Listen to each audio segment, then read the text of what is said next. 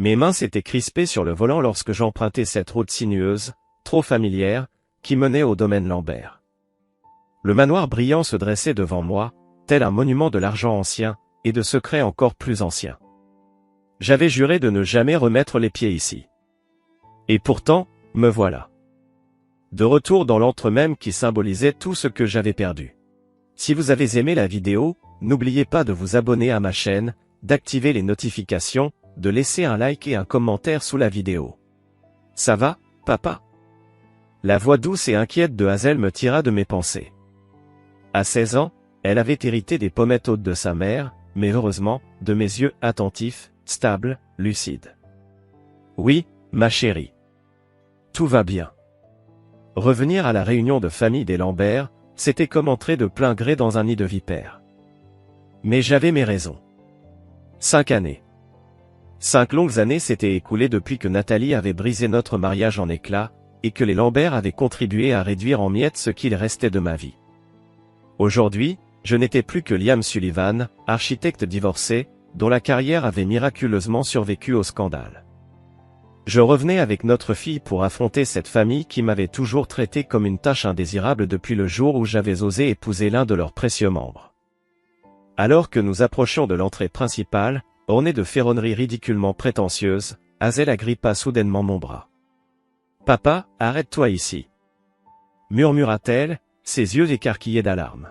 « On ne peut pas passer par l'entrée principale. » Interloqué, je marquai un temps d'arrêt. Mais je hochai la tête. Nous fîmes demi-tour, contournant l'allée, et c'est à cet instant précis que cela arriva. Un Bentley noir, brillant et racé, jaillit à travers le portail, fonçant à une vitesse dangereuse pile à l'endroit où nous aurions été si nous n'avions pas dévié. Jésus! Soufflai-je en tirant Hazel contre moi alors que les pneus hurlaient sur le gravier. La portière du conducteur s'ouvrit avec violence, et Preston Lambert, le frère cadet de Nathalie, en descendit, le visage rougeaud, baigné de sueur et d'arrogance. Une expression que je connaissais trop bien, faite d'un mélange habituel de cocaïne et de privilèges mal digérés. « Tiens donc, le fameux déshonneur Sullivan, articula-t-il d'une voix pâteuse, titubant légèrement. Je parie que tu comptais entrer par la porte de service, comme il se doit. » La main de Hazel se serra davantage sur mon bras, mais je gardai mon visage neutre.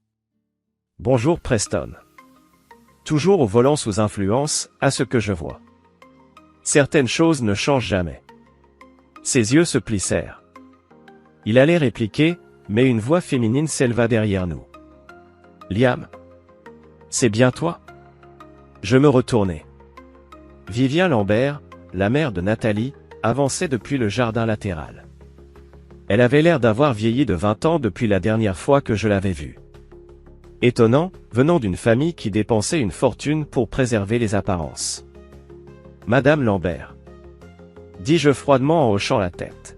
« Tu es vraiment venue. » murmura-t-elle, les yeux oscillant nerveusement entre Hazel et moi. « Nathalie n'était pas certaine que tu viendrais. » J'ai donné ma parole à Hazel. Répondis-je simplement. Elle voulait voir ses cousins. Ce que je ne dis pas, c'est que j'avais attendu cette invitation pendant des années. Ce moment précis, où les Lambert me rouvriraient leurs portes, sans imaginer une seconde ce que j'allais apporter avec moi. « Grand-mère, est-ce que papa et moi pouvons utiliser l'entrée ?» demanda Hazel d'un ton sucré.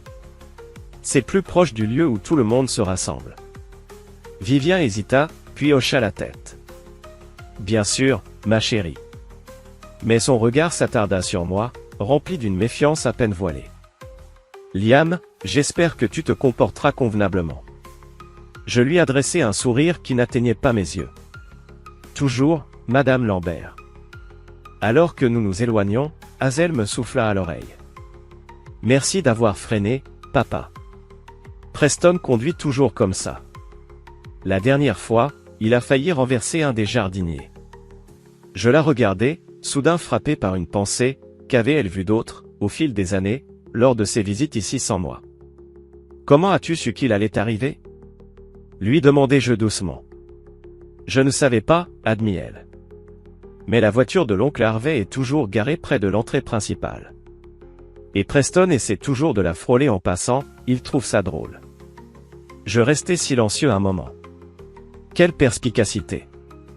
Bien plus observatrice que les gens ne le croyaient. En contournant le gigantesque manoir, j'aperçus pour la première fois les festivités en pleine effervescence. Des dizaines de membres de la famille Lambert se mêlaient sur la pelouse grandiose, leurs coupes de champagne scintillant sous le soleil d'après-midi.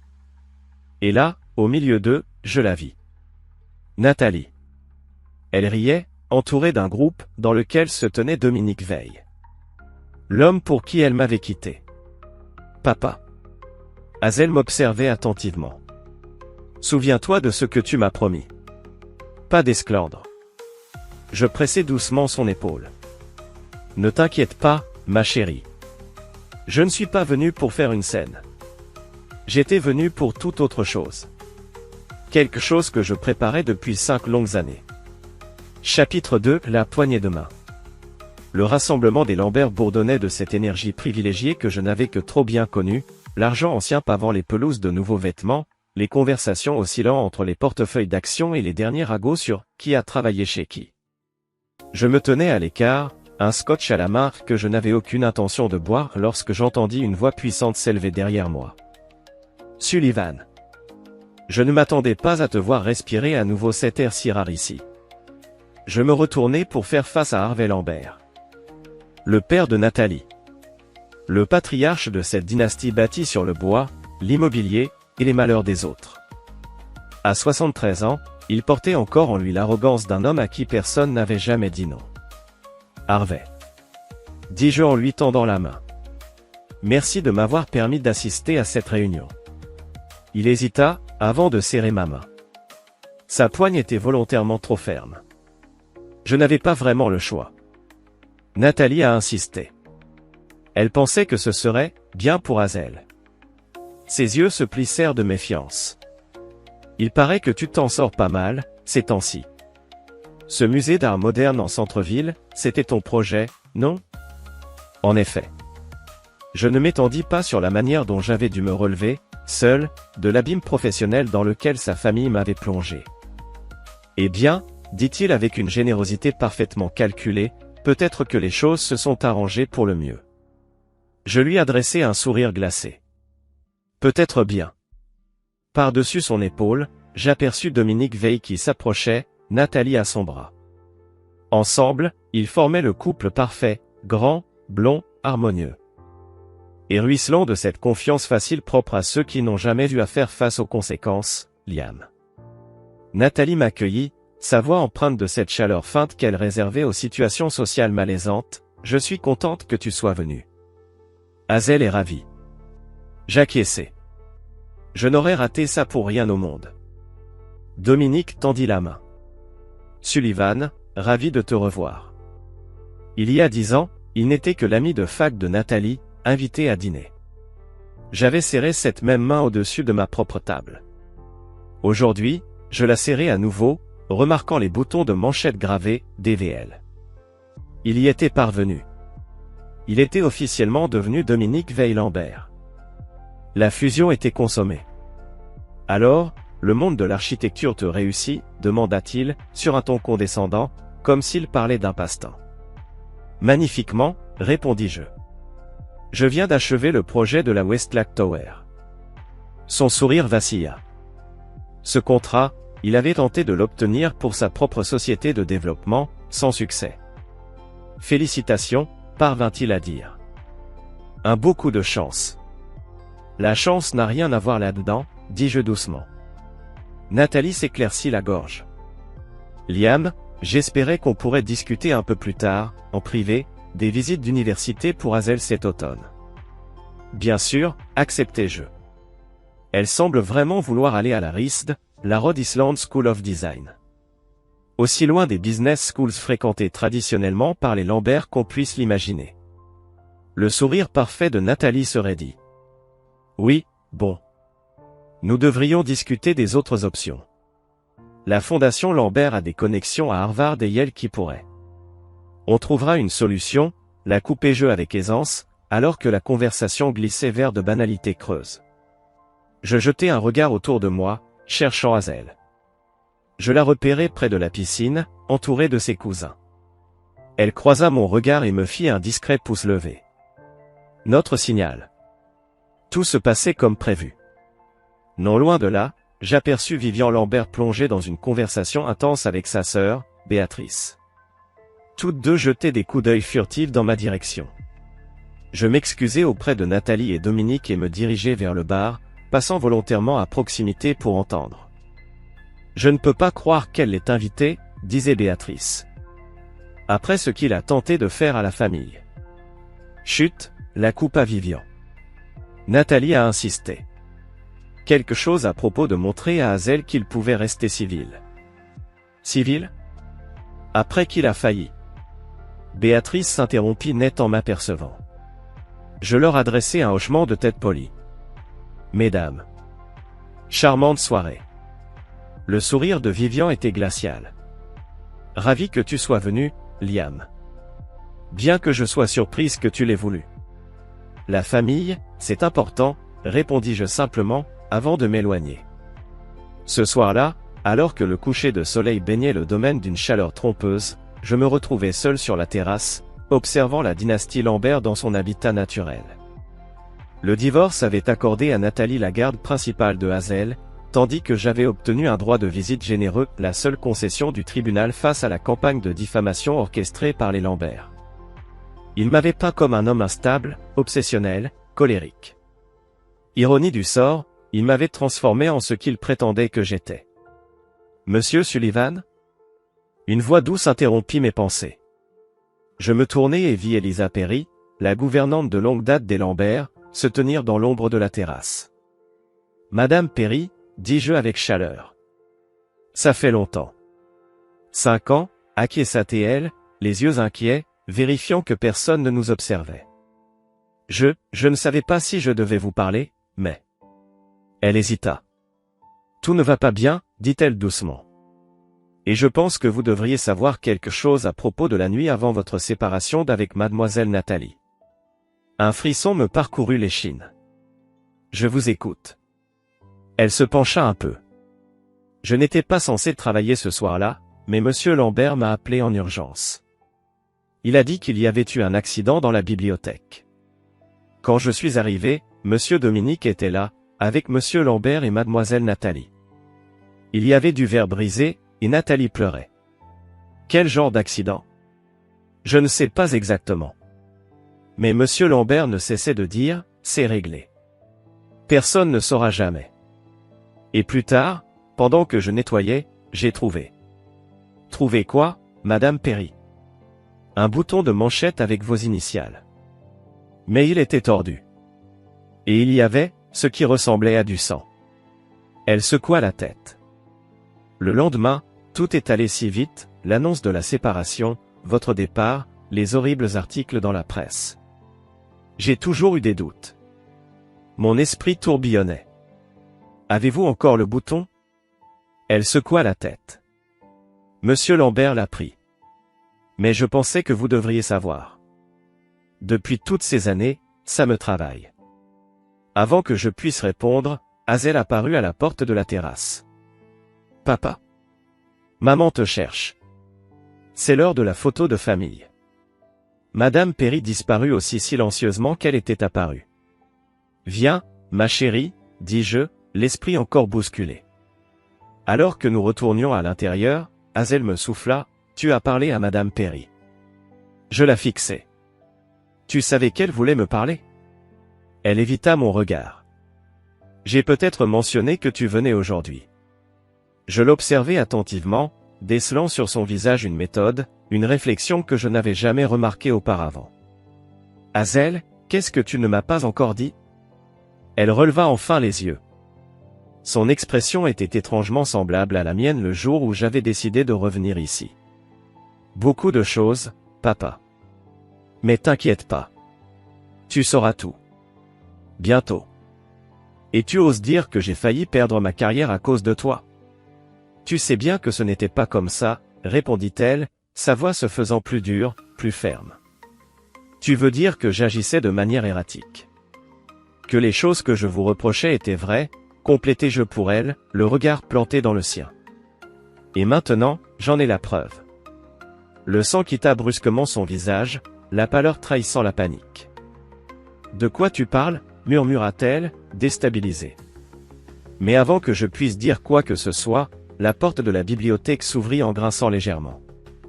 Dominique entra, son sourire habituellement détendu vacillant aussitôt lorsqu'il perçut la tension brûlante dans la pièce. « Tout va bien ici » demanda-t-il, posant une main possessive sur l'épaule de Nathalie. « Très bien » répondit-elle aussitôt, trop vite, comme une réplique apprise. « Liam et moi discutions juste des plans d'études d'Hazel. » Dominique hocha la tête, mais ses yeux restèrent méfiants. « Harvey te cherche. Quelque chose en rapport avec les accords de fiducie, il veut en discuter pendant que tout le monde est encore là. »« J'arrive » promit-elle avec un petit sourire nerveux. Elle attendit qu'il ait quitté la pièce avant de se retourner vers moi. « Quelle preuve, Liam ?» Je souris lentement, volontairement. Rien qui ne puisse attendre la fin de cette réunion de famille. Profite de ta soirée, Nathalie. Je la laissais là, assise, figée, son masque enfin fissuré. À l'extérieur, je consultais ma montre, il était presque l'heure de rejoindre Teddy à la vieille cabane au bord de l'eau. En traversant la pelouse, j'aperçus Hazel en pleine conversation avec sa cousine Riley, la jeune sœur de Teddy. Lorsque je m'approchai, leur discussion cessa net. « Tout va bien » demandai-je, soupçonneux. « Parfaitement » répondit Hazel avec un sourire qui ne parvint pas à ses yeux. Riley me parlait simplement des nouvelles dispositions des accords de fiducie que grand-père va annoncer demain. Je haussai un sourcil. Riley, 20 ans à peine, vive et toujours cordial avec moi, hocha la tête. Il restructure tout, avant que sa santé ne décline trop. Elle baissa la voix. Il y a une clause spéciale pour Hazel. Maman dit que c'est parce que grand-père se sent coupable, de ce qui s'est passé avec toi. Je jetai un coup d'œil à Hazel, qui fixait soudain ses chaussures avec un intérêt déplacé. C'est très généreux de sa part, dis-je. Papa, dit soudain Hazel. Tu n'avais pas rendez-vous avec quelqu'un ? Je vérifiai ma montre à nouveau. Tu as raison. Excusez-moi, mesdemoiselles. Alors que je m'éloignais, j'entendis Riley demander à voix basse. Il sait ? Et Hazel répondre, presque imperceptiblement. Pas tout. Pas encore. La vieille cabane au bord du lac, nichée à la limite du domaine Lambert et à demi dissimulée par les saules, portait encore les vestiges de sa gloire passée. Autrefois fierté de Harvey, il y entreposait ses bateaux anciens et y organisait des parties de poker à l'abri du regard désapprobateur de Vivien. À présent, elle était décrépite, peinture écaillée, ponton affaissé. J'y trouvais Teddy, affalé dans un vieux fauteuil, une bouteille de whisky posée entre ses pieds. « Tu es venu » dit-il, visiblement surpris. « Je pensais que Nathalie t'en aurait dissuadé. »« Je ne suis plus aussi facilement influençable » répondis-je en observant l'intérieur poussiéreux, les meubles couverts de draps, les toiles d'araignée, et cette odeur persistante de vernis et de moisissure. « Alors ? Qu'est-ce que tu voulais me montrer ?» Teddy se leva avec peine et se dirigea vers une vieille armoire. « Tu ne t'es jamais demandé comment Dominique est passé d'un simple agent immobilier moyen au chouchou de Harvey aussi vite. J'ai supposé que coucher avec la fille du patron avait aidé. » Teddy rit, amer. Ça, c'était une partie de l'équation. Mais pas tout. Il sortit un épais dossier et me le tendit. Regarde ça. Les états financiers de la fondation Lambert de l'année avant que toi et Nathalie vous sépariez. J'ouvris le dossier, parcourant les documents relevés de dons, déclarations fiscales, rapports d'investissement. Rien de suspect au premier abord. Continue, m'encouragea Teddy. Regarde les versements à veille développement. Je tournai les pages, jusqu'à tomber sur une série de paiements faramineux vers l'entreprise de Dominique. Des montants bien supérieurs à ce qu'un contrat légitime aurait justifié. Qu'est-ce que je suis en train de voir, demandai-je, même si la vérité commençait déjà à s'imposer à moi. Du blanchiment d'argent, répondit Teddy d'un ton sec. Harvey blanchissait du cash via l'entreprise de Dominique. En échange, Dominique obtenait du capital, des connexions, et, au final, Nathalie. Comment tu as eu ça, demandai-je en feuilletant encore les preuves accablantes. Je travaillais pour la fondation avant de partir, expliqua Teddy. J'ai gardé ça caché pendant des années, en attendant le bon moment. Et ce moment, c'est maintenant? Pourquoi? Son regard se durcit. Parce que Harvey est en train de mourir. Et il réécrit tous les trusts. Ceux d'entre nous qui en savent trop sont en train d'être effacés. Il prit une longue gorgée de whisky. J'ai entendu dire que ton cabinet allait concevoir le nouveau siège de la Fondation Lambert. C'est la première nouvelle. C'est l'annonce que Harvey prévoit pour le brunch de demain. Une sorte de branche d'olivier tendue vers toi, soi-disant. Mais en réalité, c'est juste un autre moyen de te garder sous contrôle. Mon esprit s'emballa. Si ce que Teddy disait était vrai et les documents le confirmaient, alors tout cela changeait la donne. Qu'est-ce que tu veux, Teddy? Demandai-je sans détour. La même chose que toi, répondit-il avec un sourire amer. Justice. Vengeance. Appelle ça comme tu veux. Et qu'est-ce qui te fait croire que c'est ce que je veux? Son rire sonna creux. Parce que je vois ton visage chaque fois que tu regardes Dominique. C'est le même que j'ai quand je regarde Harvey. Il se pencha vers moi. Je sais que tu prépares quelque chose. Hazel l'a dit à Riley. Que tu faisais des appels, posais des questions sur le passé. Je gardais une expression neutre. Hazel parle trop. Ou peut-être qu'elle est bien plus intelligente que nous tous, répliqua-t-il. Elle sait ce qu'ils t'ont fait, Liam. Ce qu'ils continuent à faire. Je refermai le dossier lentement. Il faut que je réfléchisse à tout ça. Réfléchis pas trop longtemps, prévint Teddy. Demain, Harvey signe les nouveaux accords de fiducie. Une fois que ce sera fait, pour certains d'entre nous, il sera trop tard. Alors que je quittais la cabane, le dossier toujours lourd entre mes mains, je vis une silhouette s'éloigner furtivement du bâtiment. Quelqu'un avait écouté. Mais qui? Je me hâtai vers la maison principale, l'esprit en ébullition, tentant de relier toutes les pièces de ce puzzle.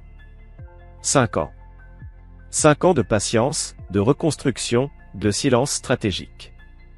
Et ce moment, je l'avais attendu, construit. Plus question de faire la moindre erreur. Le divorce d'Anthony et Diana fut rapide, froid, presque chirurgical. Ce qui aurait pu être un champ de bataille émotionnelle s'est transformé en une transaction glaciale, menée par les avocats de Diana, qu'elle avait engagés avant même d'avoir informé Anthony de ses intentions. Elle n'avait pas besoin de dire grand-chose, ses regards vides et ses silences lourds faisaient tout le travail. Anthony, abasourdi, n'a opposé aucune résistance. Il signait à la fin d'une histoire dans laquelle il croyait encore. Une fois les papiers signés, Diana quitta la maison qu'Anthony avait rénovée de ses propres mains, une maison qu'il pensait être leur sanctuaire. Elle emporta tout ce qu'elle voulait, y compris leur fils, Liam.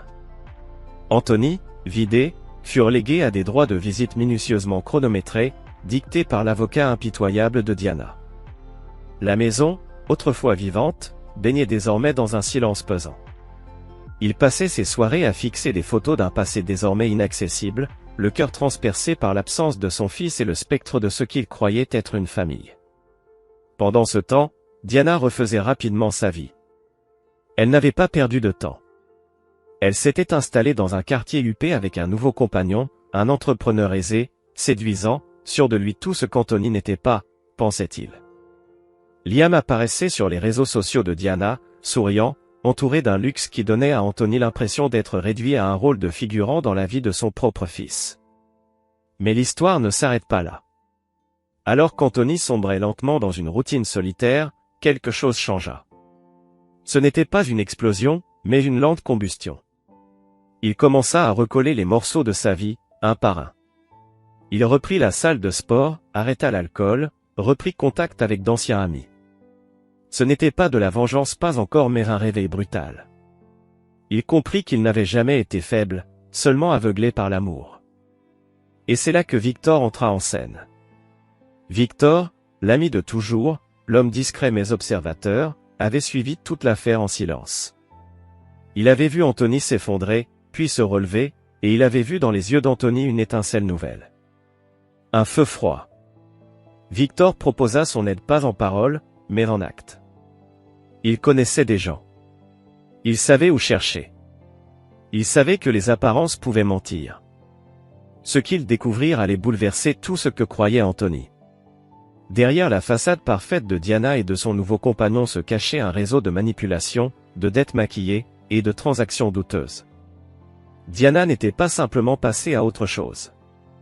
Elle avait planifié sa sortie.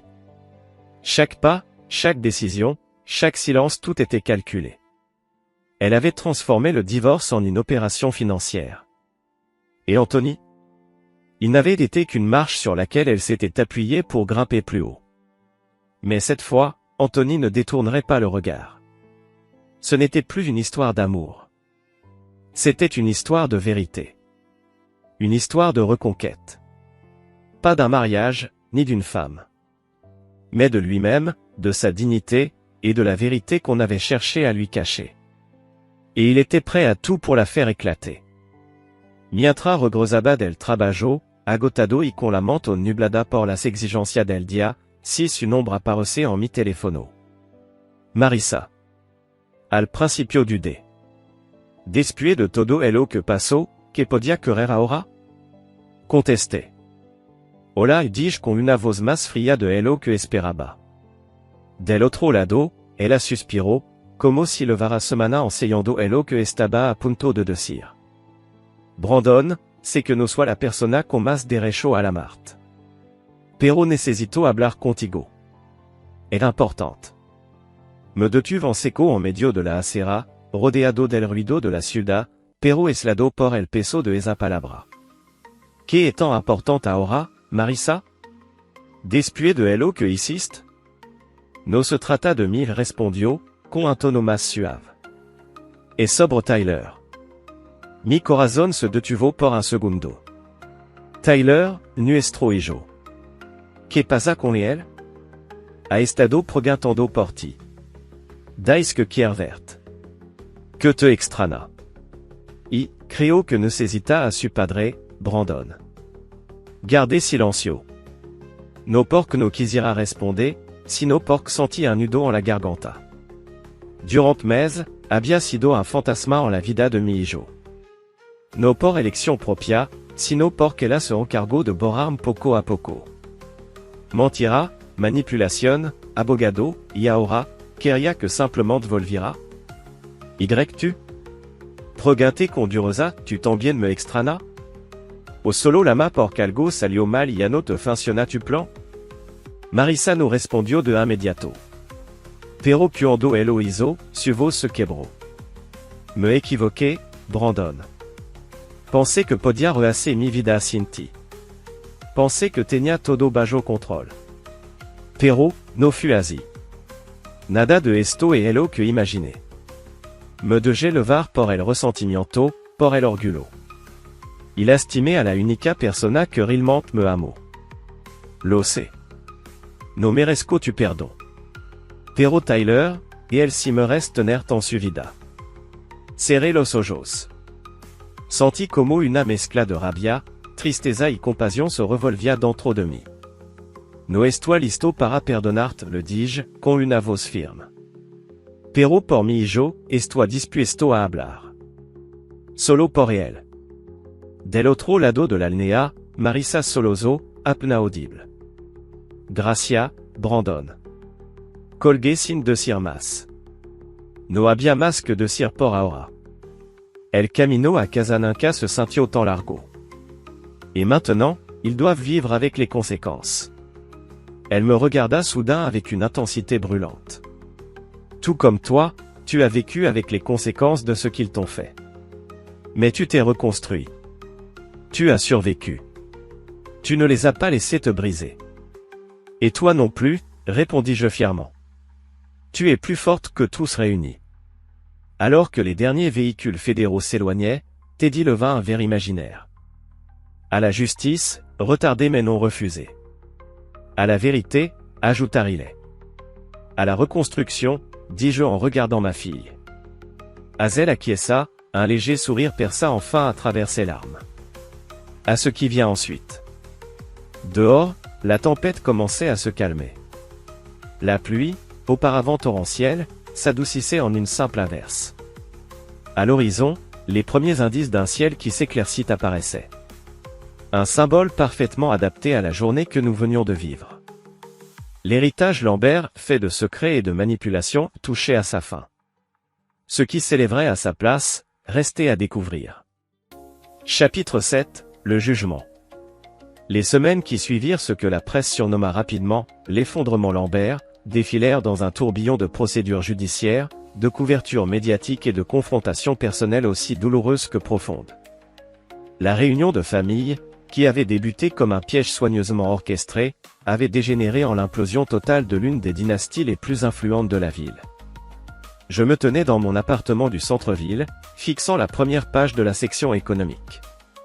Les dirigeants de la fondation Lambert inculpés de 32 chefs d'accusation pour fraude financière. La photo qui accompagnait l'article montrait Dominique escorté vers le tribunal, son expression autrefois confiante remplacée par un visage marqué par la défaite et l'épuisement. Nathalie, quant à elle, avait réussi à obtenir une libération sous caution, affirmant qu'elle n'avait qu'une connaissance limitée des crimes financiers. Mais les preuves de son implication dans mon accident et la campagne de destruction de ma réputation qui s'en était suivie étaient accablantes. Son avocat négociait frénétiquement un accord pour réduire sa peine de prison. Harvey, fidèle à ses propres prédictions, avait échappé à la justice des tribunaux. Son cancer s'était aggravé rapidement sous l'effet du stress, le clouant dans un lit de soins palliatifs au domaine familial. Les médecins lui donnaient des semaines, pas des mois. Un coup frappé à ma porte me tira de mes pensées. J'ouvris. C'était Hazel, vêtue simplement d'un jean et d'un pull, bien loin des vêtements de luxe que Nathalie lui imposait toujours.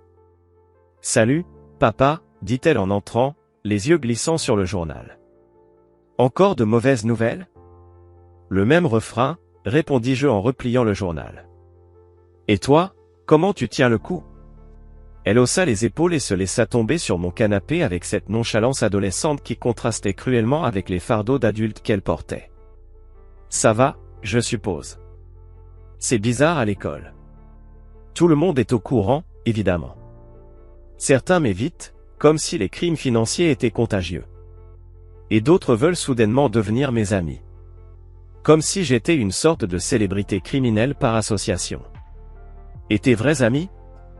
Eux, ils sont géniaux. » Un petit sourire éclaira son visage. « Riley vit avec moi au domaine. Ça aide d'avoir une autre ado dans les parages. » Depuis les arrestations, Hazel vivait au domaine Lambert, officiellement sous la tutelle de Vivien. Mais en réalité, elle était pratiquement seule. Le fonds fiduciaire que Harvey avait établi pour elle lui offrait une indépendance significative, y compris le droit de choisir son lieu de résidence une fois ses 18 ans atteints, ce qui arriverait dans quelques mois. « Tu es allé voir ta mère ?» demandai-je doucement. L'expression de Hazel se ferma. Une fois. C'était difficile. Elle n'arrête pas de dire qu'elle a tout fait pour moi. Comme si ça excusait tout. Je m'assis à ses côtés, choisissant mes mots avec précaution. Les gens se racontent ce qu'ils doivent se raconter pour justifier leurs actes. Ta mère s'est convaincue qu'elle protégeait ton avenir, en détruisant ton présent. La voix de Hazel se durcit. En me mentant pendant des années sur qui tu étais vraiment. Je serrai sa main. Ce qui compte, c'est que toi, tu as découvert la vérité par toi-même. Tu n'as laissé personne te dire qui j'étais. Et tu n'as laissé personne décider de qui tu étais non plus. Justement. Dit-elle, soudain sérieuse. J'y pense beaucoup ces derniers temps. À qui je suis. Ou à qui je veux devenir. Et, je ne veux plus être une Lambert. Elle releva les yeux, une détermination farouche dans le regard. Quand j'aurai 18 ans, je veux changer de nom légalement. Je veux m'appeler simplement Hazel Sullivan. Sa demande me stupéfia. Malgré tout ce qui s'était passé, je ne m'étais pas attendu à ce qu'elle veuille couper tous les liens avec sa lignée maternelle. C'est une grande décision, Hazel. Tu es sûr ? Plus que jamais, dit-elle avec fermeté. Le nom Lambert est toxique, de toute façon. Mais ce n'est pas que ça. Je suis ta fille, papa. Tu es le parent qui m'a appris l'intégrité. Qui m'a montré qu'on pouvait se reconstruire, même quand tout s'écroule. Elle inspira profondément. Je ne veux aucun lien avec des gens capables de faire ce qu'ils t'ont fait. Une fierté douloureuse me serra la poitrine. Fierté devant la jeune femme forte, droite et lucide qu'elle était devenue. Et chagrin, que son chemin vers cette force ait été si douloureux. Si c'est ce que tu veux, je te soutiendrai, lui promis-je. Mais ne te précipite pas, prends le temps de digérer tout ça. Elle hocha la tête, puis changea de sujet avec une brusquerie toute adolescente. Grand-père veut te voir. Je me raidis. Harvey? Il n'a pas dit pourquoi exactement. Juste qu'il devait te parler. Avant de partir. Elle ne termina pas sa phrase. Je n'ai aucun intérêt à offrir à Harvey Lambert une absolution sur son lit de mort, dis-je sèchement. Je ne pense pas que ce soit ça, répondit Hazel. Il a parlé de l'oncle Howard. Et de la nuit de ton accident. Cette mention retint mon attention. Malgré toutes les preuves que nous avions rassemblées, les circonstances exactes de la mort d'Howard Lambert restaient obscures. Si Harvey était enfin prêt à clarifier son rôle dans la disparition de son frère, cela pourrait apporter à Teddy et Riley la paix qu'ils attendaient désespérément. Quand veut-il me voir? Aujourd'hui, si possible. Les médecins disent qu'il s'éteint rapidement. Je poussai un long soupir, pesant mes options. Une partie de moi, celle qui avait cultivé la vengeance pendant près de 5 ans, voulait lui refuser cette dernière demande. Le laisser mourir avec ses secrets. Sans soulagement. Mais une autre partie, celle qui avait élevé Hazel à croire que la vérité avait plus de valeur que tout, savait que refuser, ce serait être un hypocrite. J'irai cet après-midi, décidai-je. Le soulagement de Hazel était visible. Merci. Je sais que c'est beaucoup te demander. Pas venant de toi, la rassurai-je. Jamais de toi. Plus tard dans la journée, je me retrouvai au volant, remontant cette route sinueuse désormais familière menant au domaine Lambert. La propriété avait perdu sa grandeur intimidante au fil des semaines. Elle était devenue le symbole d'une chute. Les pelouses autrefois parfaites étaient négligées, les employés ayant peu à peu déserté un navire en perdition. Madame Perry m'accueillit à la porte, le visage grave. Merci d'être venu, monsieur Sullivan. Il est dans la suite principale, à l'étage. L'infirmière est avec lui, mais elle sortira quand vous entrerez. La maison semblait vide, immense et silencieuse, alors que je montais l'escalier monumental. Vivien, selon les rumeurs, s'était réfugié chez sa sœur dans le Connecticut, incapable d'affronter les rappels quotidiens de la honte familiale. La plupart des domestiques avaient été renvoyés, leur salaire suspendu à cause du gel des avoirs familiaux, en attendant les conclusions de l'enquête. Je toquai doucement à la porte entr'ouverte de la suite principale. « Entrez », répondit une voix faible, à peine reconnaissable. C'était Harvey Lambert. L'homme qui autrefois dominait chaque pièce qu'il foulait semblait maintenant minuscule, effacé au milieu des oreillers de son immense lit. Des tubes le reliaient à une série d'appareils médicaux. Et sa peau avait la pâleur grise de la mort imminente. L'infirmière, une femme d'une 50aine d'années au visage pratique, m'a fait un signe de tête, 15 minutes, pas plus. Il a besoin de repos. Après qu'elle fut partie, je me suis approché du lit, mais je suis resté debout, refusant même l'illusion d'une quelconque intimité avec cet homme. Sullivan Harvey. Il a reconnu ma présence, sa voix était faible, mais portait encore cette note d'autorité. Tu es venu, a-t-il dit. Hazel a affirmé que tu avais quelque chose à me dire au sujet de Howard et de la nuit de mon accident, ai-je répondu, sans préambule. Je suis ici pour écouter, pas pour pardonner. Harvey a esquissé un faible sourire, aussi direct qu'à son habitude. C'est une qualité que j'aurais dû apprécier davantage. Faiblement, il a désigné une chaise. Assieds-toi, s'il te plaît. Ce que j'ai à dire prendra quelques minutes, et je préférerais ne pas avoir à lever les yeux vers toi. À contre-cœur, je me suis assis, gardant une distance prudente du lit. Howard a découvert l'opération de blanchiment d'argent en 2017, a commencé Harvey, sans préambule. Il m'a d'abord confronté en privé, m'a pressé d'arrêter, de réparer, de dire la vérité. Une quinte de tout l'a interrompu. J'ai refusé, bien sûr. Trop de choses en jeu, trop de personnes puissantes impliquées. Ce n'était pas seulement la fortune Lambert qui était en péril, mais nos connexions, notre statut, notre identité même en tant que famille. Alors tu l'as fait tuer, ai-je lancé brutalement. Les yeux d'Harvey se sont fermés brièvement, sans intention. Cette nuit-là, il a menacé de tout révéler. Le lendemain matin, nous nous sommes disputés en haut des escaliers. Dominique était là, essayant de jouer les médiateurs. Un rire amer lui a échappé. Médiateur alors qu'il était en secret l'architecte de la moitié des complots. Howard menaçait de tout exposer. Que s'est-il passé? Je l'ai poussé, a admis Harvey d'une voix tombant presque en chuchotement. Pas pour le tuer, juste dans un accès de colère. Mais il est tombé. L'angle était mauvais, son coup. Harvey a avalé difficilement. Ce craquement, je l'entends encore. Je suis resté silencieux, laissant la confession flotter entre nous. Dominique a immédiatement pris le contrôle, Harvey a continué. Nous devions faire en sorte que cela ressemble à un accident. On a suggéré de simuler une chute en état d'ébriété. Howard aimait son scotch, donc c'était plausible. Il m'a regardé droit dans les yeux. Ce que je ne savais pas à l'époque, c'est que Dominique préparait déjà comment gérer toi et moi.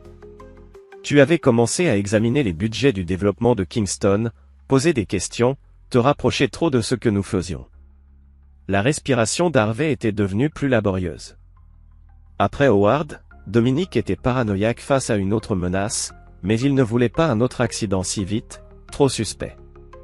Alors, ils m'ont drogué et ont monté un autre type d'accident. J'ai dit, le plan se complète enfin, tout pour me discréditer plutôt que pour m'éliminer. Harvey a hoché la tête faiblement. C'était l'idée de Nathalie en fait. Elle connaissait les irrégularités à Kingston, savait que tu étais proche de découvrir la vérité.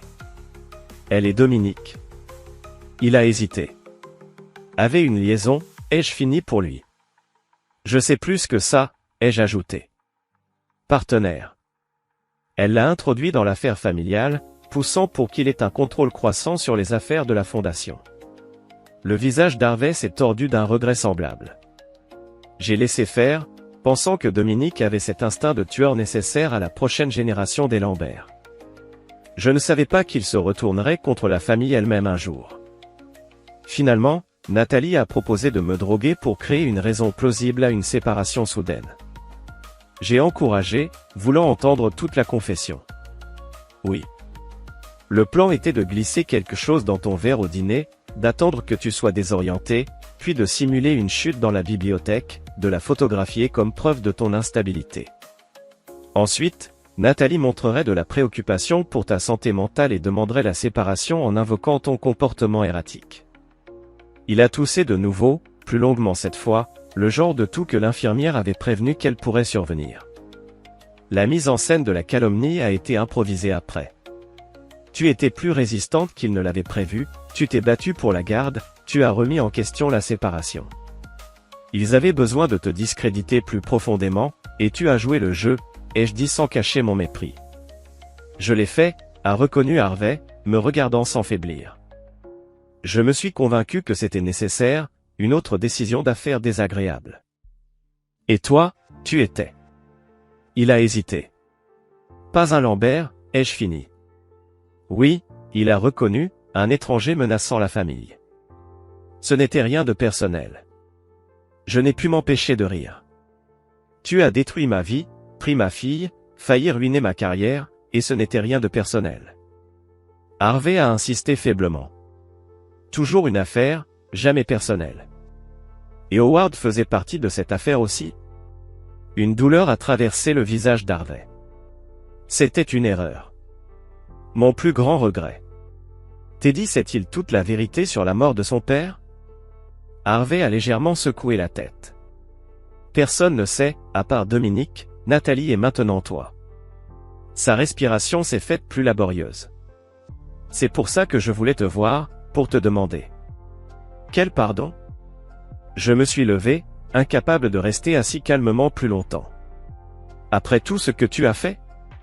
Non. Harvey a murmuré. Pour te demander de dire à Teddy la vérité. Il mérite de savoir ce qui est arrivé à son père. Il a marqué une pause, rassemblant ses forces, puis, de dessous son oreiller, il a sorti une petite clé USB. « Qu'est-ce que c'est ?» ai-je demandé. « Des preuves » a répondu Harvey. « Chaque transaction, chaque affaire illégale, chaque pot de vin et menace, tout est documenté. Je me suis protégé au cas où Dominique ou quelqu'un d'autre se retournerait contre moi. » Un sourire triste a effleuré ses lèvres. Les vieilles habitudes. J'ai pris la clé USB avec précaution. Pourquoi me donner ça? Parce que tu es la seule qui pourrait l'utiliser justement, a répondu Harvey, me surprenant. Pas pour en profiter ou pour protéger, mais pour que toute la vérité soit révélée. Il a toussé de nouveau, cette fois crachant des éclats de sang, comme l'infirmière l'avait prévenu. Et parce que tu es le père d'Hazel, elle te fait confiance, te respecte malgré tout ce que nous avons fait pour la détourner de toi. Elle a trouvé sa propre voie vers la vérité. J'ai dit en rangeant la clé USB. Elle est plus intelligente que nous tous. Oui, a acquiescé Harvey, une pointe de fierté sincère dans la voix. Une vraie Lambert à cet égard. Elle envisage de changer de nom, lui ai-je dit. Peut-être Cruy, ou simplement Sullivan. Plutôt que la colère, une compréhension résignée a traversé le visage d'Harvey. Je ne peux pas lui en vouloir, le nom Lambert est maintenant un poison. Il a fermé brièvement les yeux. Dis-lui. Dis-lui que je suis désolé. Pas pour l'argent ou la fortune, ni rien de tout ça, mais pour l'avoir laissé grandir dans une famille où le mensonge était la base de tout. L'infirmière est réapparue à la porte. Le temps est écoulé, monsieur Sullivan. Il a besoin de repos. Je me suis levé pour partir, la clé USB lourde dans ma poche. Sullivan Harvey m'a appelé faiblement, alors que je touchais la porte. Encore une chose.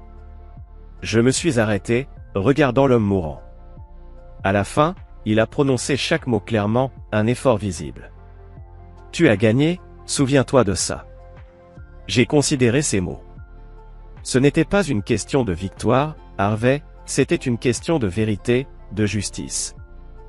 Et la vengeance, ajouta-t-il avec le fantôme de son vieux sourire complice, ce sourire qui en disait long sans rien confirmer, ne le nie pas, je reconnais la satisfaction d'un plan bien exécuté quand je la vois. Je n'ai ni confirmé ni nié son jugement. Adieu, Harvey. En quittant le manoir des Lambert, ce qui, je l'espérais profondément, serait la toute dernière fois, je pris conscience que Harvey avait en partie raison. Oui, il y avait eu une satisfaction presque amère à observer cette famille, celle qui m'avait détruit, faire face enfin aux conséquences inéluctables de leurs actes. L'architecte que je suis appréciait l'ironie, la parfaite symétrie de ce retournement de situation, ils avaient méthodiquement démantelé ma vie, et moi, en retour, j'avais porté le coup fatal à leur empire fragile. Mais la vengeance n'avait jamais été ma motivation première, pas vraiment. Ce qui m'animait, c'était de laver mon honneur, de redorer mon nom terni. C'était de montrer à Hazel la valeur inestimable de la persévérance et de l'intégrité, et de rendre justice à Howard Lambert, ainsi qu'à tous ceux que cette famille avait blessés au fil des années. Du moins, c'est ce que je me disais, alors que je m'éloignais de cette dynastie en ruine, le précieux lecteur USB contenant les ultimes secrets bien gardés de la famille sécurisés dans la poche de ma veste. Chapitre 8, la reconstruction. 3 mois après ma dernière conversation avec Harvey Lambert, je me tenais là, dans l'air vif et frais d'octobre, aux côtés de Hazel.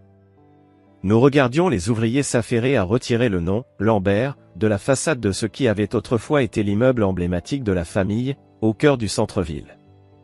Cette propriété avait été vendue dans le cadre de la liquidation des actifs, suite aux condamnations pénales retentissantes. C'est étrange de la voir partir, murmura Hazel, son souffle se condensant dans la fraîcheur matinale. Ce panneau a été là toute ma vie. Je répondis doucement, posant un bras protecteur autour de ses épaules. Le changement n'est pas toujours mauvais. Elle se blottit contre moi, acceptant ce demi-accueil, cette étreinte à moitié offerte. Je sais que parfois, il est nécessaire. Elle me lança un regard plein d'émotion et me demanda. Est-ce que tu as déjà imaginé, quand tu préparais ton retour dans la famille Lambert, que tout finirait ainsi, par un effondrement total? Je pris le temps de réfléchir à sa question, pesant chaque mot. Je m'attendais à ce que justice soit rendue, que des conséquences lourdes tombent pour ce qu'ils avaient fait contre moi et d'autres, mais l'ampleur de la chute. Je secouai la tête. Non, je n'avais pas anticipé à quel point la maison de cartes s'écroulerait complètement. Les répercussions avaient en effet été bien plus vastes que ce que nous avions tous imaginé. Harvey Lambert était décédé 6 jours après notre échange, emportant avec lui de nombreux secrets dans la tombe. Mais pas avant d'avoir signé une confession détaillée sur la mort d'Howard, fournissant ainsi à Teddy la paix et la clôture qu'il cherchait depuis des années. Dominique avait été condamné à 20 ans de prison pour crimes financiers, conspiration et son rôle dans la dissimulation de la mort d'Howard. Il purgeait actuellement sa peine dans une prison fédérale de sécurité moyenne, ses appels ayant été rejetés.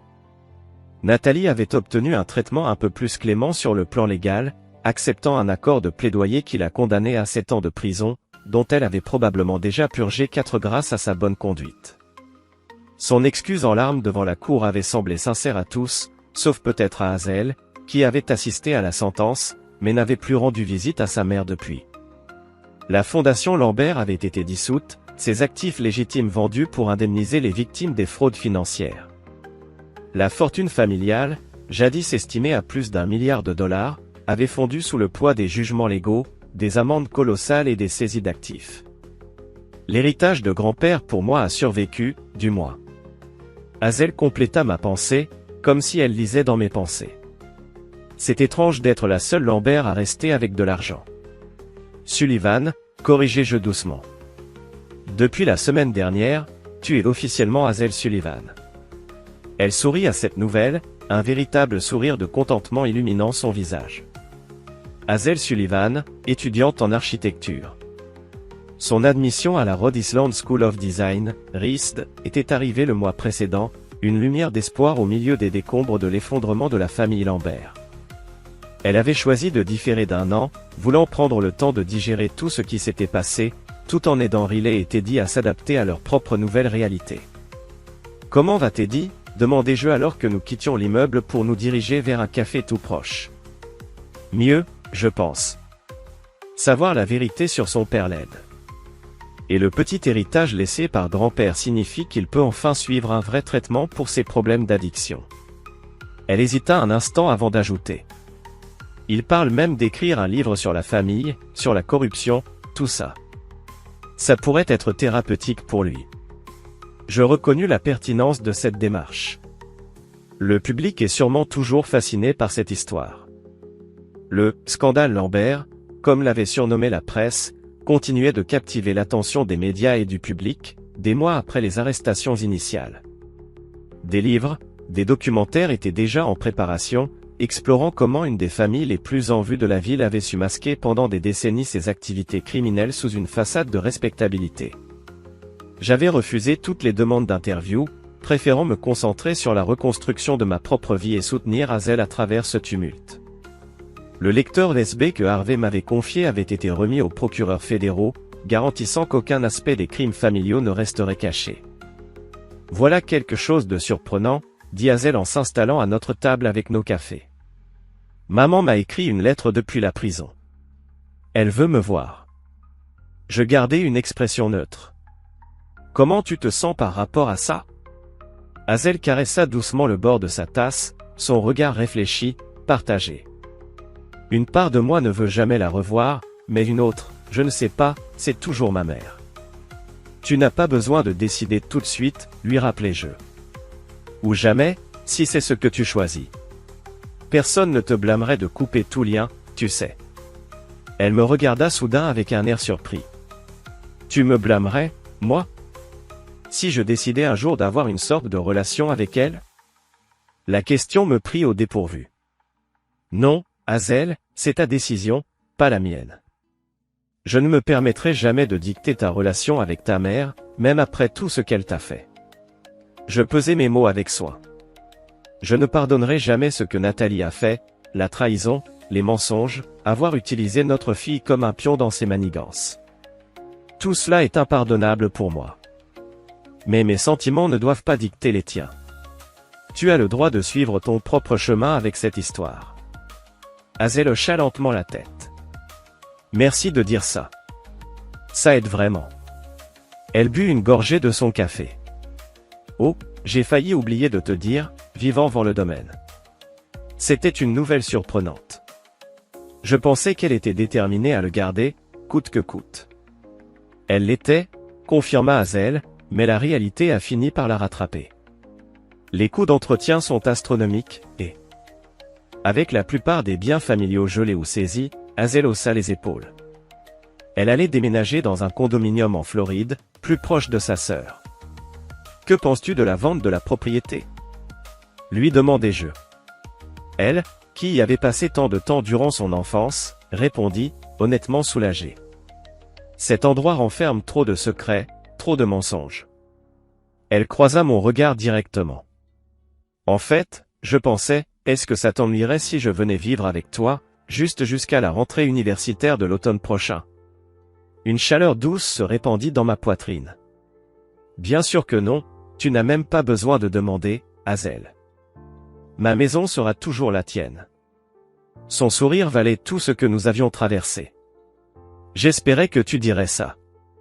Riley reste maintenant chez la famille de sa mère, maintenant qu'ils se sont réconciliés, alors la propriété semble encore plus vide. Alors que nous poursuivions notre discussion sur les détails pratiques de son déménagement, mon téléphone vibra avec un appel entrant. L'écran affichait Christopher Wagner, mon contact à la SEC, celui qui m'avait mis en relation avec l'agent Harlow. Je dois répondre, dis-je à Hazel en me levant de table. Bonjour Chris, c'est Liam, répondis-je.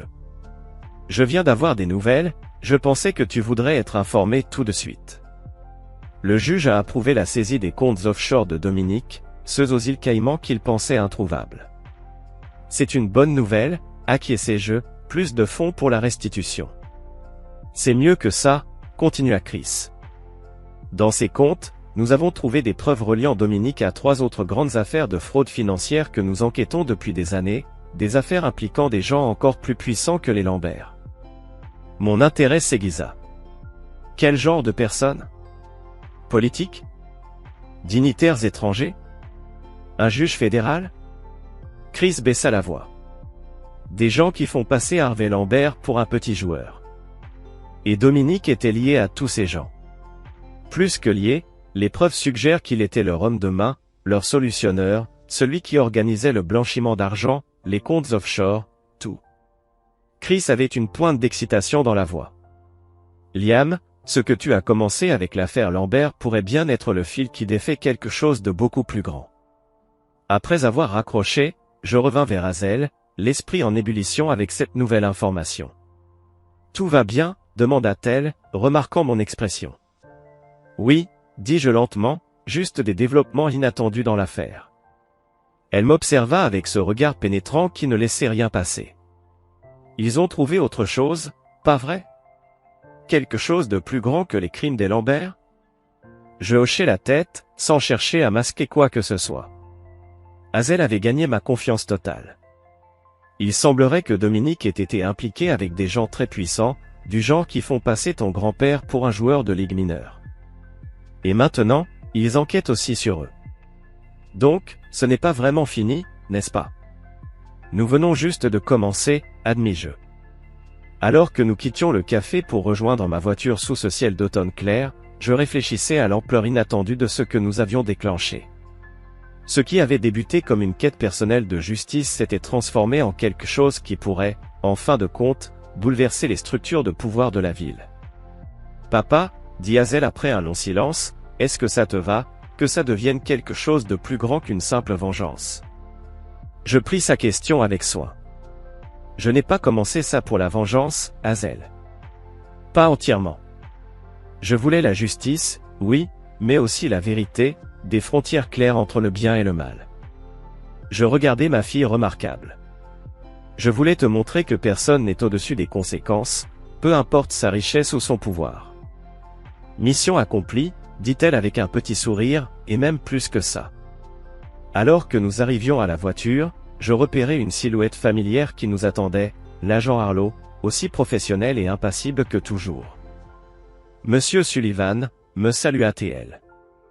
Mademoiselle Sullivan, ajouta-t-elle en reconnaissant le nouveau nom légal de Hazel, d'un signe de tête qui montrait qu'elle gardait trace de ces détails. J'espérais vous attraper toutes les deux, me dit-elle. Chris Wagner vient d'appeler, il a mentionné de nouveaux développements concernant les comptes offshore de Dominique. C'est en partie pour ça que je suis ici. L'enquête s'est considérablement élargie, confirma TL. Nous avons identifié au moins 7 personnes très influentes liées aux opérations de Veil-Lambert, mais nous rencontrons des résistances. Que voulez-vous dire?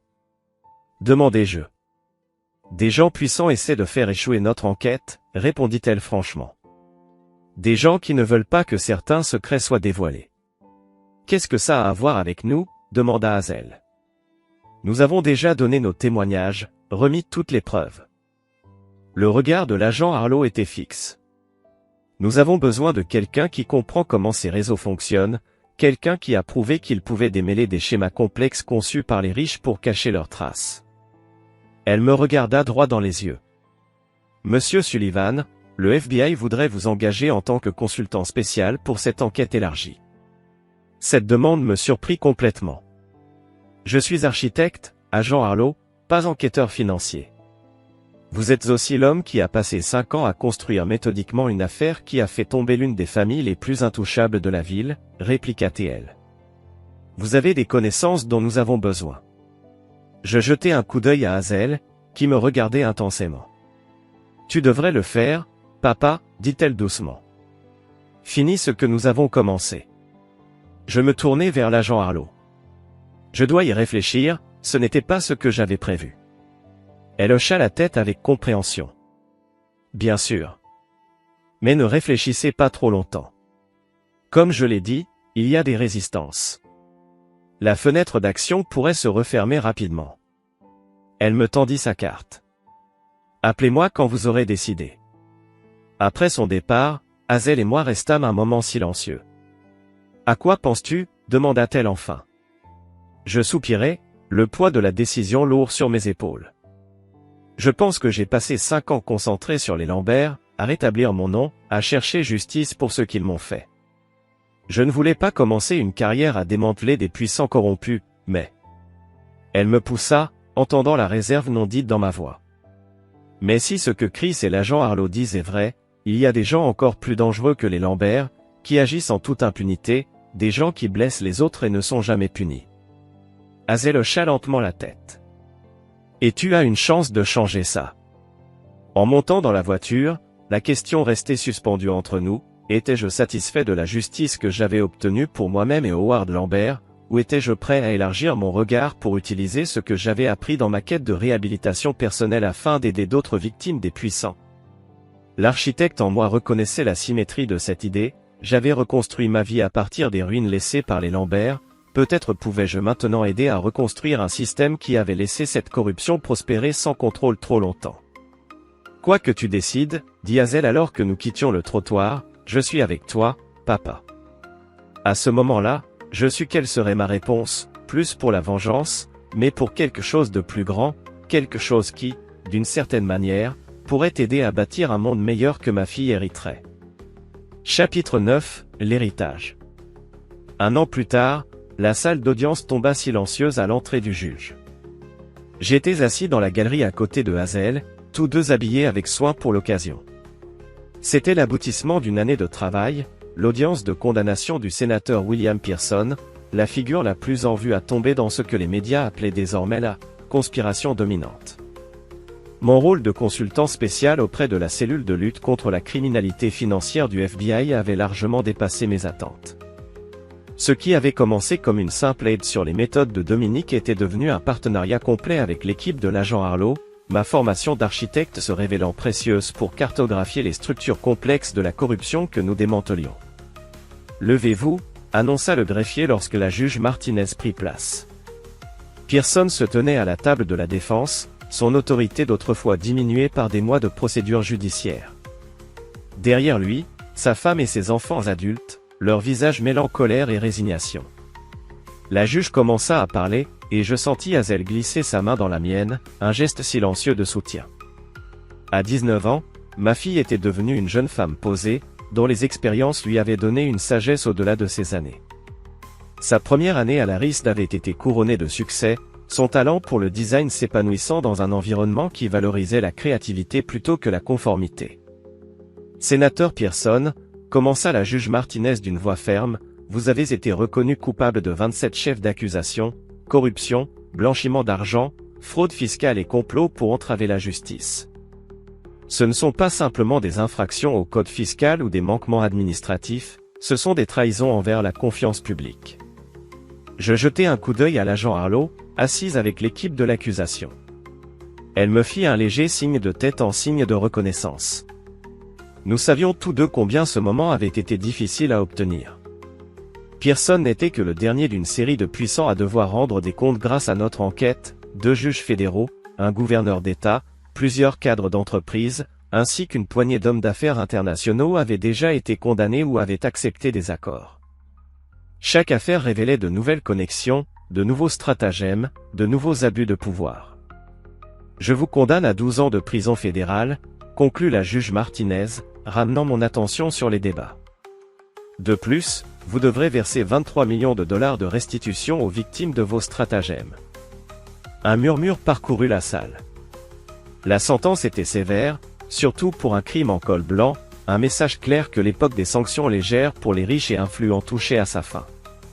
À la fin de l'audience, alors que nous quittions la salle, les journalistes se pressaient sur les marches, avides de commentaires. Je guidai Hazel à travers la foule, déclinant les interviews comme nous l'avions fait toute l'année. Monsieur Sullivan, lança un journaliste persistant, considérez-vous que la sentence d'aujourd'hui est une justice pour ce que les Lambert vous ont fait? Je m'arrêtai, frappé par la manière dont la question ramenait tout au prisme de la vengeance personnelle, comme si tout ce qui avait suivi n'était qu'une extension de ma quête contre une famille. Une critique cinglante du privilège se jouait parfaitement. Hazel, appelée avec ironie, « Maman », ajouta prudemment que cette visite était moins inattendue qu'1 an auparavant. Après des mois sans contact, Hazel avait finalement accepté de rendre visite à Nathalie en prison 6 mois plus tôt. Leur relation restait compliquée, Hazel hésitait à pardonner, mais ne voulait pas couper tout lien. « Comment va-t-elle » demandai-je, neutre. « Elle s'en sort » répondit Hazel, « elle donne des cours de jet à d'autres détenus. Elle s'intéresse à toi, voulait savoir si tu étais heureuse. » La question me fit réfléchir. Était-ce vrai? L'année avait été intense, marquée par un travail porteur de sens mais épuisant, la lutte contre la corruption, et la reconstruction de notre relation, fragile mais réelle. Je suis satisfaite, répondis-je honnêtement, pas comme je l'avais imaginé, mais le travail compte. Hazel me regarda attentivement. Tu ne lui as jamais pardonné, n'est-ce pas? Non, avouai-je. Certaines trahisons sont trop profondes. Et grand-père ou Dominique? Harvey était mort il y a 1 an, Dominique récemment, apparemment suicidé en prison. Non, répétai-je, je ne leur ai pas pardonné non plus. Cela rend-il les choses plus difficiles? Je pris le temps. Pardonner et avancer sont différents. Je n'ai pas besoin de pardon pour avancer. Je la regardai. Tu m'as appris cela, en gérant tout ça sans amertume ni déni du mal subi. Hazel resta silencieuse. J'avoue, dit-elle, j'avais prévu ma vengeance, avant de te réimpliquer. Je fus surprise. Quel genre? Des choses d'adolescentes, exposer leurs secrets en famille, les humilier. Qu'est-ce qui a changé? Que ça ne réparerait rien. J'ai pensé à toi, au vrai toi.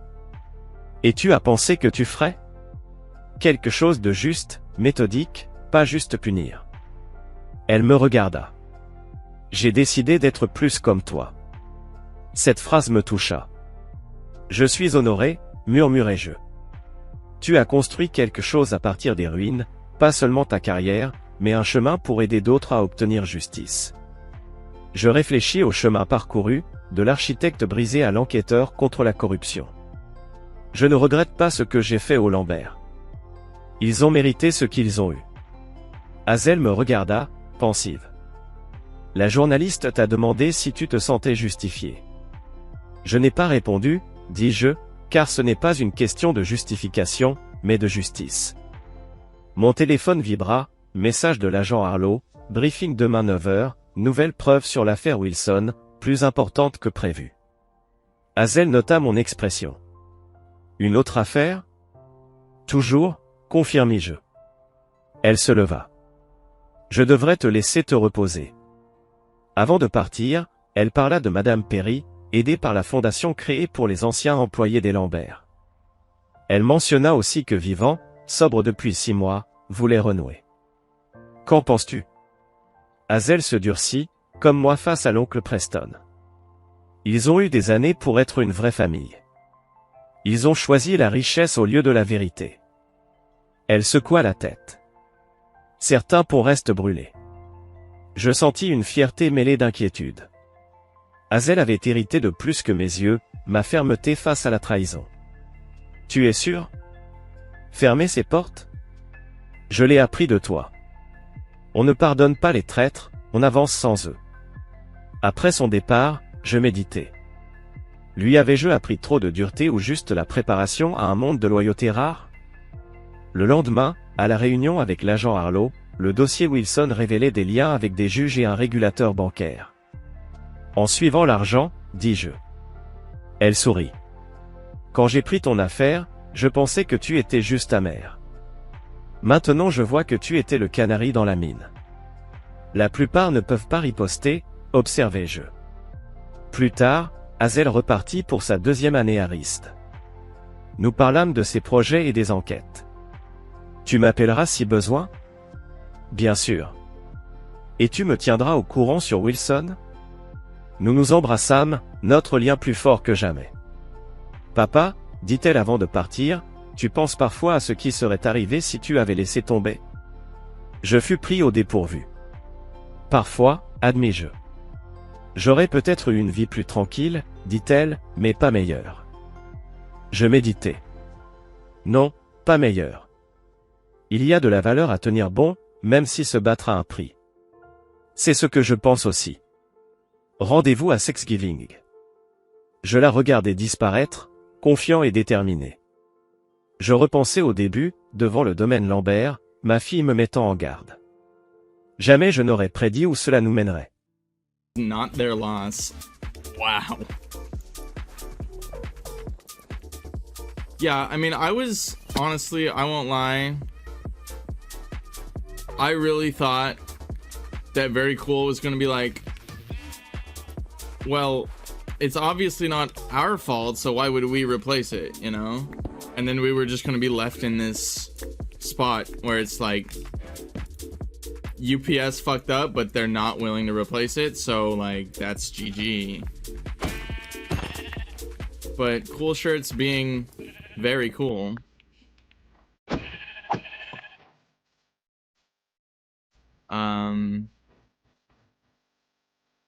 Came in clutch. So I was already like a ride or die lifetime customer for them, but now I really am. Unsponsored, by the way. I'm gonna take the craziest fit pics in them. So yeah, now Mina and I can match in RB hoodies. I'm so angry right now. Blue Crab, I appreciate your enthusiasm. That's the kind of passion we need right in this chat room. It was hundreds of dollars, yes. Like we were out. I mean, I especially was out because I bought from a reseller at way above market value because I was 3 weeks late. Yeah, it was bad. It was bad.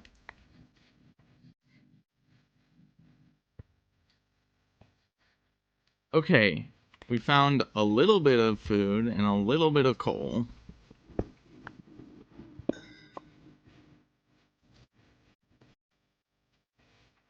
Okay, this world has not been great.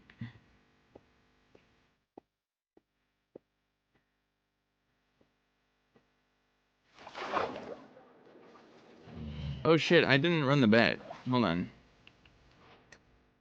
Alright, if you guys want to bet again, here we go. Will I make it to the nether? Yes or no? You guys have 30 minutes starting now.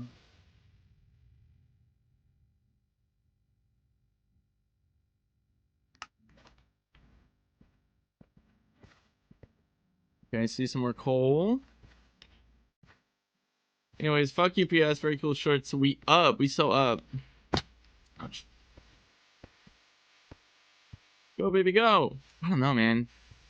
This world so far not been gifting me the fruits. That hoodie is clean. Thank you. I know.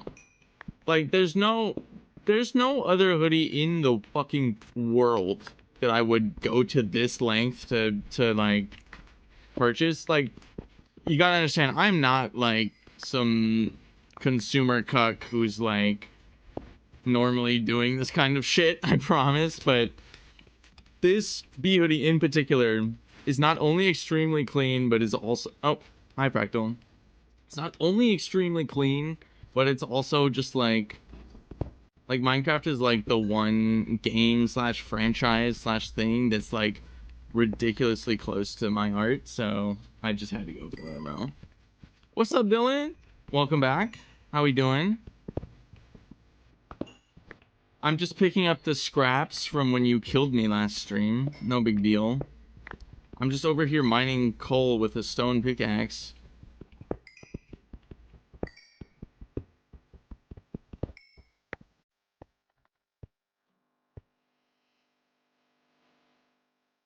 Not like you're a Google fanboy. Like they're a small indie developer.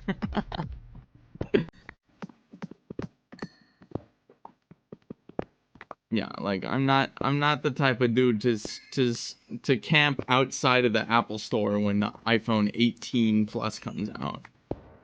I hope you guys aren't getting that impression.